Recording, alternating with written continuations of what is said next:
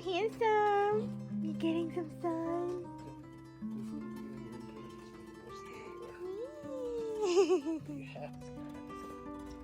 Oh, washing it. Okay.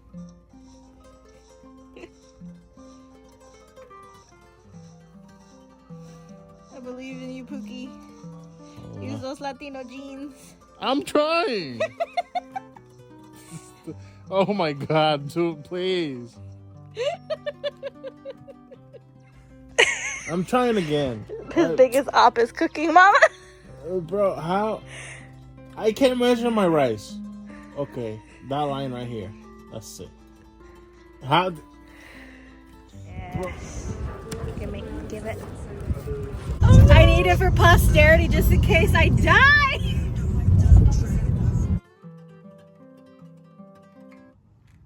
I have Sunrise on the Reaping, and I already started it. I'm on page 12 or something. I'm not very far in.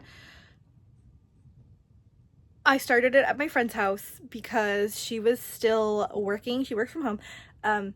She was still working when I went over, so I started reading it. I'm not ready. I'm not ready. I mean, I'm ready because they've had it on display at the Barnes & Noble in Union Square for like a month. I feel like they've had it since like mid-February, just teasing everyone. I went the day it dropped to buy a copy. I'm scared. I don't know what's in the special edition. I don't know, but I'm happy to have it and I'm scared. Also, I know that I mentioned the Union Square Barnes & Noble a lot, or I'm there a lot. There's no Barnes & Noble in the Bronx, guys. They closed it. Real ones know the Barnes & Noble in Bay Plaza was where it's at, but they closed it, so it's either the one in 86 in Lexington or the one in Union Square that I like to go to, but I like the one in Union Square better than the new format that's at Lexington. So, anyway, Sunrise on the Reaping. I'm terrified. I'm actually, like, it's making me anxious. Also, I feel like it's very telling. This is not a spoiler. This is literally the first 4 things when you open the book. And it's 4 separate quotes about propaganda. 4. Not 1, not 2. 4 separate quotes. If you know, you know.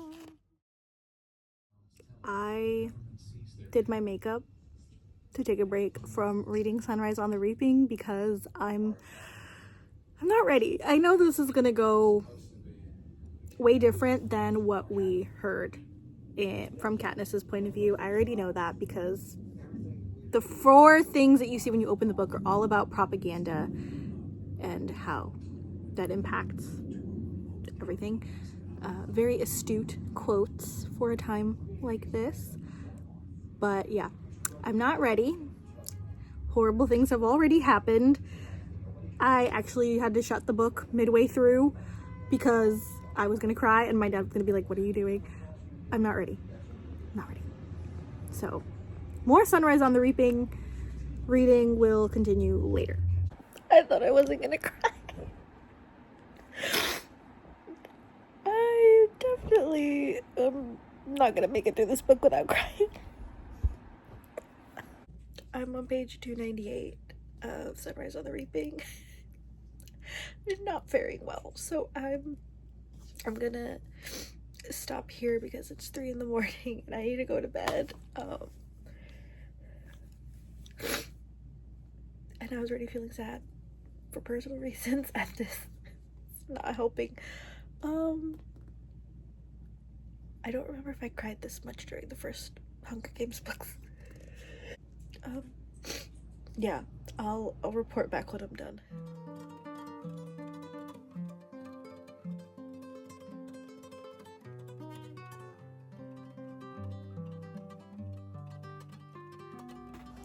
Sunrise on the Reaping. Let's talk about it. Let's talk about this phenomenal masterpiece of a book because there's a lot to say. First of all, Suzanne Collins starts the book with 4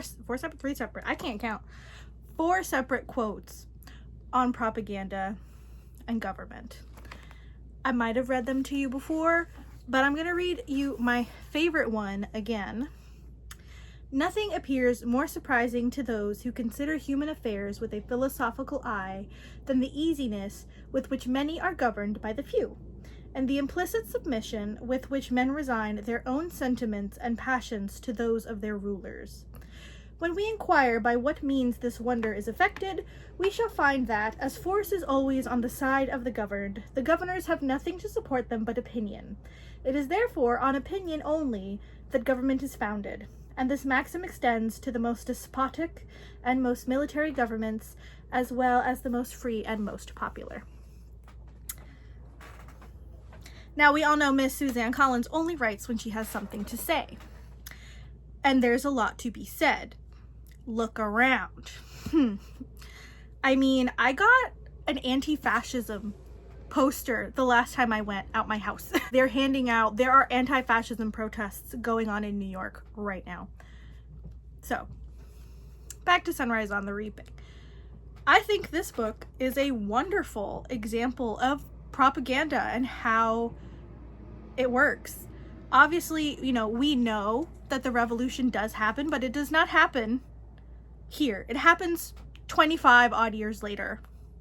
This is the stoking of a fire that will lead to the bigger revolution, and I think this book just touches on that idea so freaking well, because we get to see how so many of the tributes are not with the Capitol. I mean, we see Haymitch paint his posters, basically everyone, and none of it is seen because the games are being favorably put together.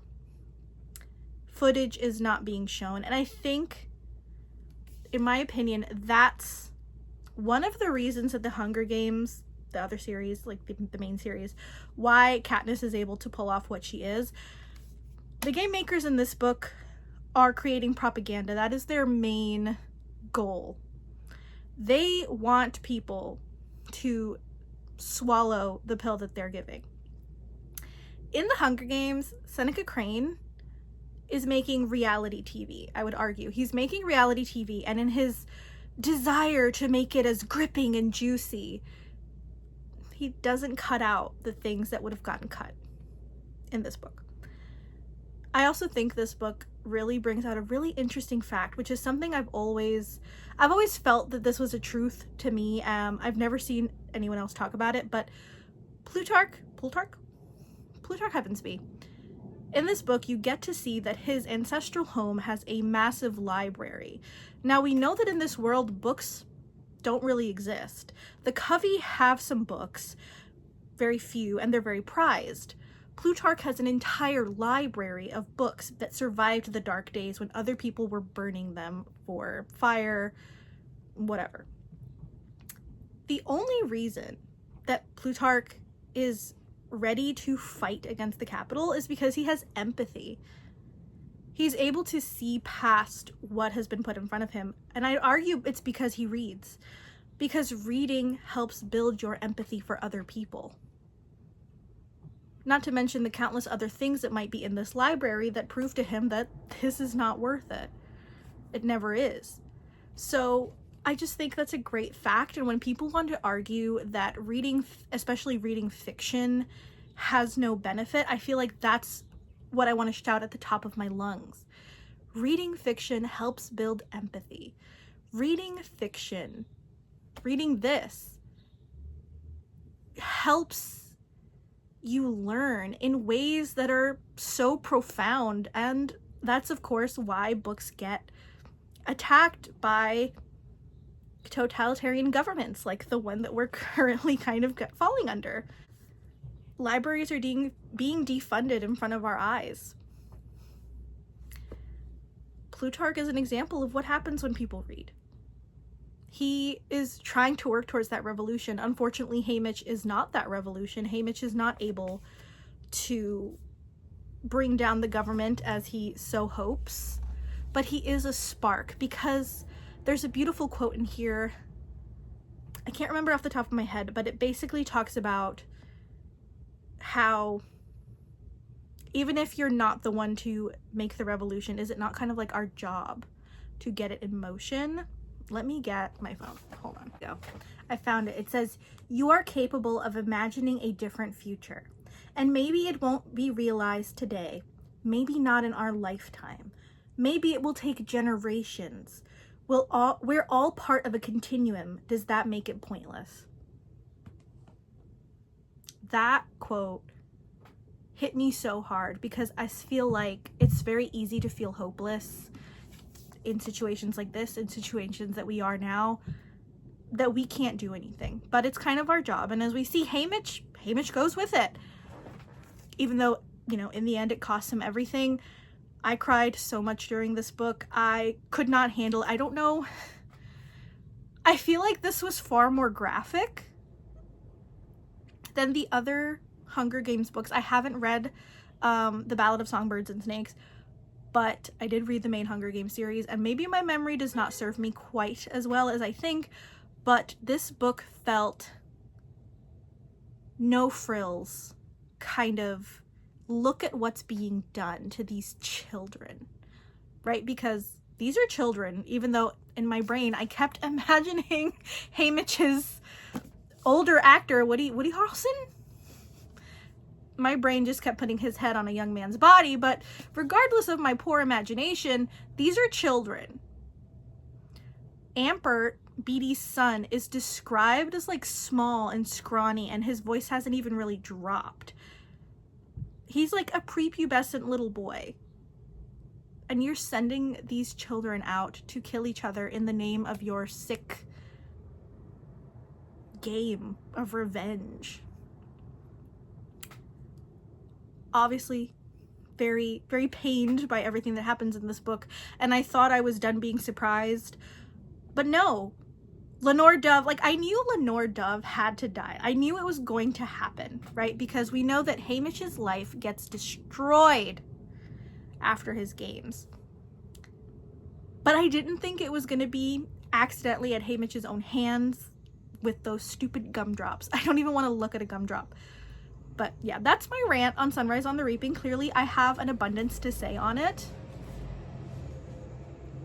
I have a lot of political anxiety right now, and I read this book. I had to take a breather after it. I'm definitely book hungover from this. I just hope that this book helps people open their eyes. Like, just look around. Suzanne Collins uses things that exist to create this world. I just want you guys to remember that. But yeah, Sunrise on the Reaping. I definitely want to reread the rest of the Hunger Games, reread the entire rest of the series, and also read The Ballad of Songbirds and Snakes, just to see how everything kind of ties together, because my memories of the Hunger Games are a little iffy. I read them about 10 years ago when I was like 13. That's like what? I'm 25? I can't do math. Was that 12 years? I can't do mental math, okay? Don't at me. But yeah. Sunrise on the Reaping. After I finished Sunrise on the Reaping, I had to read something else. I needed something light and fluffy and stupid because I was distraught. Like, it triggered my anxiety in so many ways, but I felt like I needed to read the book because, one, I did not want to see a single spoiler. I will cry. I would have cried if I would have seen a single spoiler before I was able to read the book, but also because it just feels so relevant. It feels especially relevant, if you get my drift.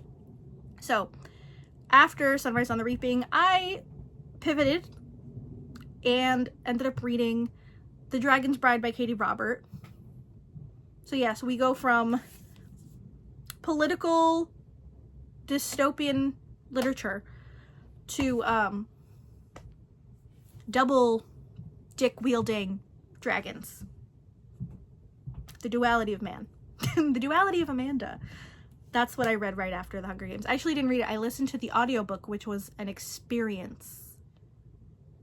I've never listened to a spicy audiobook ever because I was worried it was going to make me cringe. Now, I will say this one was nice.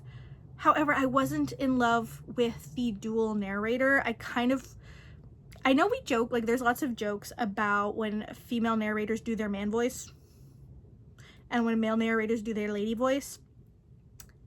But like, please pick one.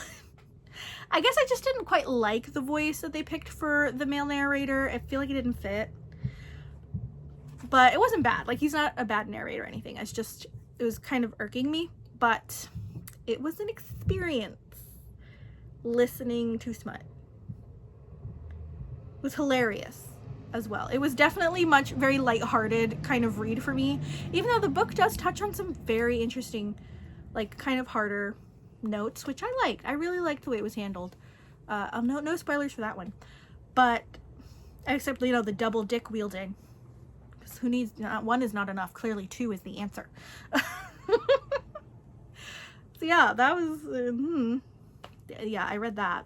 I was able to get my point across about Sunrise on the Reaping because I have said before I do want to try to articulate my feelings, my more in-depth feelings about the books I read, especially with a book like this where there's just so much to say, and I'm notoriously still not great at verbalizing my feelings about these books. At the last, I think it's the last vlog I did where I said I really want to try to do better, so I hope I was able to kind of put that across and explain this better, especially my feelings to, like, with this book and in relation to our current political climate here in the United States. Yeah, I hope that was clear. Hopefully I didn't put my foot in my mouth in a stupid way. Anyway, I hope that was good. Aside from Katee Robert, I have not really done much else. In terms of reading, I'm kind of somewhere in the middle of I don't know what I want to read. I did want to read the second book in the Katee Roberts Demon Bride series thing. I believe the next one is the Kraken's something or other. The Kraken's something or other. Let's see, what is it called? Sorry, it's a deal with a demon series, and the second book in the series is The Kraken's Sacrifice, which follows another one of the characters, and the cover is very cute. I really like the covers to this series. They're just so fun. They remind me of the Clinch covers with, like, the shirtless man on the front, you know, like the bodice ripper covers. I like those covers, and I say we should bring them back. I think they're so much more fun than these cartoon covers. They're annoying. I don't like them. But anyway, The Kraken's Sacrifice is the second book, but I'm waiting for it on audiobook from my library, and someone has it right now, so I have to wait. I also have 2 other books on the docket. Obviously, still need to finish Capturing the Devil by Carrie Maniscalco because I left off at the wedding scene and haven't moved from there because I started reading Sunrise on the Reaping. I put everything down to read this book. So, oh my god, I'm gonna like throw something. I have a giant stack of books. We'll talk about that later. So, want to finish this. Also started reading the book I picked for my TBR jar, which is the Atlas 6.